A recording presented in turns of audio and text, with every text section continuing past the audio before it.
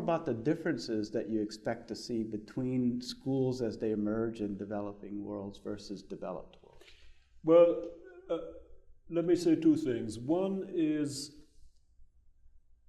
being a late starter, like schools in Africa, for example, while it makes things difficult, also is, on the other hand, a huge advantage over schools that have taught the same kinds of things for 50 years or for, in some cases, 100 years.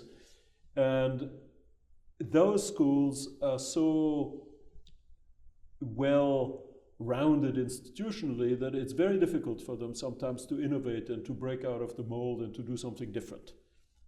Change is very difficult in Europe and in America, for example, very slow. If you're what I'd call an embryonic school, you have degrees of freedom which are unimaginable here. And so, for example, if a school were approached by a healthcare organization that said, well, we really need to improve the management skills of our workforce, they could immediately kind of focus on this and never mind that the standard MBA doesn't include this. They would focus on that. They can respond to market demand very nimbly because they're really startups, if you will. The second thing is the point that you touched on, which is fundamental, namely that in the industrialized world, most people who earn a living have jobs. They are employees of some company or other.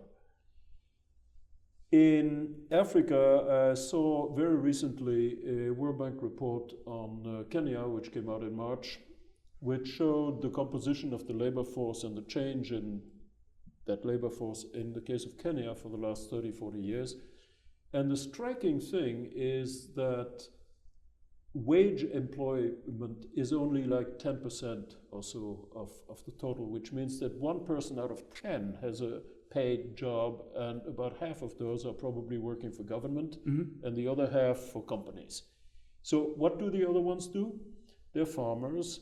They sell small stuff at the street corner. They're entrepreneurs. They're what they call the informal sector. Usually they live below the radar screen of the tax people and so on.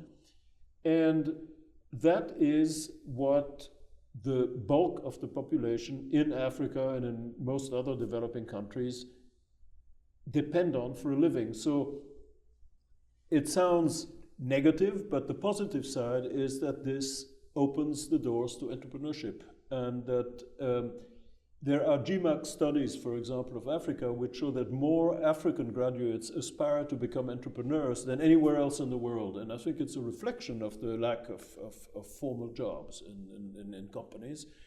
So from a business school's point of view, if your objective is to improve society and create jobs and enable people to earn good livings, you won't necessarily follow the pattern of the traditional European or American school and have MBAs and so on, because the demand for employees in the formal sector is very limited. So consequently, in all of Nigeria, you have one top school, and it's not very large. It's called Lagos Business School. It's a superb school, but it alone supplies quite a bit of the demand for top quality managerial employees, leaders and managers. So what do the other ones do? They have to be taught either how to become entrepreneurs, which is extremely difficult, or, which has proven to be